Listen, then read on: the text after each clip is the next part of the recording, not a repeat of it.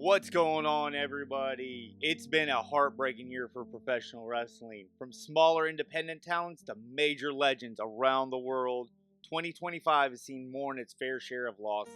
More than we could ever cover in one video. From rising indie stars to Japanese icons. But today, we're going to highlight 5 notable names that we have lost this year. These are legends whose impact resonated across generations, whose influence shaped styles, promotions, and fans worldwide. So hit that like button, share the video, subscribe to the channel, get notified to get all our videos, drop a comment down below. Let's hit that intro and honor these gentlemen. Break it all down for you. I ain't never giving up. Sabu.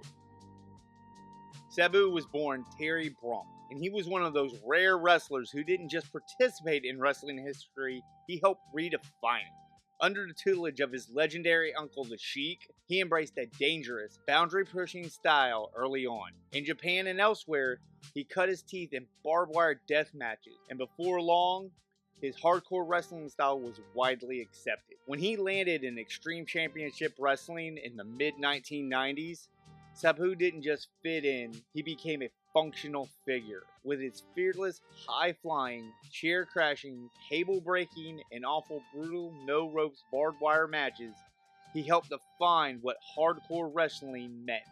He collected multiple championships, including 2 ECW World Heavyweight Championships, ECW Television Championship, and 3 reigns as ECW Tag Team Champion. But it wasn't just the gold that made him great. Sabu's matches were savage, chaotic, and utterly unpredictable. It inspired a generation of wrestlers who followed. He had fond feuds with the likes of Taz and Rob Van Dam. He also even made his way into the mainstream, wrestling for such promotions as WCW, New Japan Pro Wrestling, and eventually wrestling for WWE under its revived ECW brand. Remarkably, even decades later, he kept going. Just weeks before his death, Sabu wrestled what would be his final match, a hardcore style bout during WrestleMania weekend in 2025 for Game Changer Wrestling against Joey Janela. With his passing at age 60, the wrestling world lost one of its greatest daredevils, a true human highlight reel. His legacy lives on in every high-risk match, barbed wire bout, and chair slam that makes fans gasp. Steve Mongo McMichaels. Steve Mongo McMichaels' path from the gridiron to the squared circle was never ordinary, and that's the part of what makes his journey so remarkable. After a legendary run in the NFL as a defensive tackle for the Chicago Bears, crowned by a 1985 Super Bowl win against the New England Patriots, and a career of toughness and consistency, McMichaels retired from football and eventually ventured into pro wrestling. His first taste of wrestling spectacle came in 1995 when he appeared in WrestleMania 11 as part of the entourage for Lawrence Taylor in the main event against Bam Bam Bigelow. As one of the former NFL players ringside, McMichael added a layer of crossover legitimacy and spectacle. Shortly after McMichael signed with WCW, he began not in the ring, but behind the mic, serving as a color commentary for WCW's flagship show, Monday Nitro, bringing real-world athletic credibility to broadcast alongside established voices. But it wasn't long before he traded his headset for boots. In 1996, McMichael trained and debuted as an in-ring competitor. He eventually aligned himself with the iconic stable, the Four Horsemen, a group of the most respected and feared wrestlers of their era. As a member of the Four Horsemen, McMichael carved out a respectable second-act career, not as a flashy main event guy, but as a hard-hitting, credible athlete whose physicality and background gave his matches and promos a grounded intensity. In 1997, he captured the WCW United States Heavyweight Championship by defeating Jeff Jarrett, cementing his legacy as a champion despite his unconventional path to wrestling.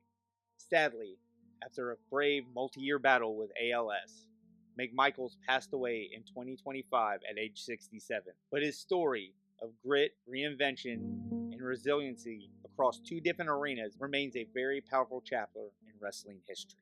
Sir Mo. Born Robert Lawrence Horn. He might not have been the flashiest high flyer, but he played a huge role during a colorful and energetic era in pro wrestling. Horn began wrestling in 1991, and by 1993, he and Nelson Mabel Frazier had been signed by WWE.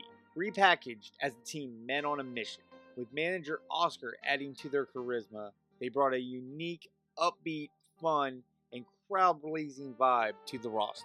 In 1994, the team captured the WWF Tag Team Championship, a short-lived but memorable reign that remains one of the high points of both their careers. When Mabel became King of the Ring in 1995, Horn was renamed Sir Mo and transitioned into a managerial role, helping guide Mabel's character during that run. But Horn's contribution didn't end when he left the spotlight. Over the years, he also worked in independent promotions, helped train younger talent, and stayed connected to the business that he loved. On October 19, 2025, Sir Mo passed away at the age of 58 after complications from a severe blood infection and pneumonia. He leaves behind many who remember him not only for his tag team championship run, but for his warmth, humility, and dedication backstage. Qualities he carried even long after the cameras stopped rolling. One peer said, "Losing him was like losing a brother." Sir Mo's journey is a reminder that wrestling is not just about main event glory. It's built on teams, friendship, mentorship, and small moments that shape lives behind the scenes. Black Bart. Born Richard Harris, Black Bart began his professional wrestling career in 1975 and spent decades plying his trade across multiple territories, promotions, and eras. He was an enduring workhorse whose physical presence and reliability made him a respected figure in wrestling's regional and national circuits. In 1985, Bart captured the coveted NWA National Heavyweight Championship, a major milestone in his wrestling career. He worked across several big-name promotions that included Mid-Atlantic, Mid-South, and world-class championship wrestling, earning a reputation as a dependable veteran who could deliver day in and day out. Beyond his in-ring work, Black Bart was known for his role as a mentor and a trainer. He helped mold future stars, which included former WWE champion JBL, passing on old-school discipline technique and a respect for the business. Even after his retirement in 2002, he made occasional appearances and stayed connected to wrestling through independent shows and nostalgic reunion events. Sadly, Harris lost his battle with stage 4 colon cancer and passed away on January 9, 2025, at the age of 76. His departure drew tributes not as a flashy main eventer, but a cornerstone, a steady, respected professional. Black Bart's legacy is a reminder that wrestling's history isn't built on marquee icons, it's also built on the shoulders of unsung veterans who held it together when no one was watching. Hulk Hogan. Now we finish up with the most recognized name on this list, Hulk Hogan. For over 4 decades, Hogan wasn't just a wrestler, he was the wrestler. The face of the 1980s golden era boom, the living embodiment of rock and wrestling, and the single most recognizable figure the industry had ever produced. His charisma, his look, his promos, and his ability to energize the crowd helped take WWF from a regional operation to a global empire. Whether it was body slamming Andre the Giant at WrestleMania 3, headlining one massive event after another, or becoming a cultural superhero millions of kids grew up idolizing, Hogan was the poster child for pro wrestling's golden era. In the 1990s, he reinvented himself again in WCW as leader of the NWO, a heel turn so shocking and so effective that it helped launch the Monday Night Wars and usher in wrestling's edgier, modern era. Few performers in history have ever reinvented themselves so dramatically or so successfully. Hogan's ability to remain relevant, to stay on top, and to move merchandise and ratings for decades is nearly unmatched. He wasn't just a part of wrestling history, he shaped it. And yes, Hogan's legacy also includes well-publicized controversies. Those moments were real, they were serious, and they were part of the full story. But they shouldn't overshadow his enormous contributions to the industry, nor the undeniable truth that millions of people in one way or another became wrestling fans because of him. On July 24th, 2025, at the age of 71, Hulk Hogan passed away from a heart attack. This announcement sent shockwaves to the wrestling community and pop culture at large. WWE paid tribute, calling him not just a legend, but one of the defining figures in professional wrestling. Hogan's death was more than just a loss of wrestling. It marks the end of an era. For decades, he stood as a bridge between wrestling's scrappy regional roots and the global product it had become. His impact cannot be overstated. Generations of wrestlers and promoters built on the path he helped blaze. 2025 has been a devastating year for the world of wrestling. Losing so many legends, it hurts. But as painful as it is, it's also time to remember what they gave us.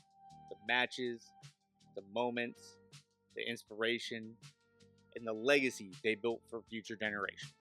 Thank you for watching. Remember, like, share, subscribe, hit that notification bell, drop a comment down below. Who were some of the guys you lost this year that you missed? Thanks for watching, and we will see you again. Watch out, 'cause I'm here now and I'm staying.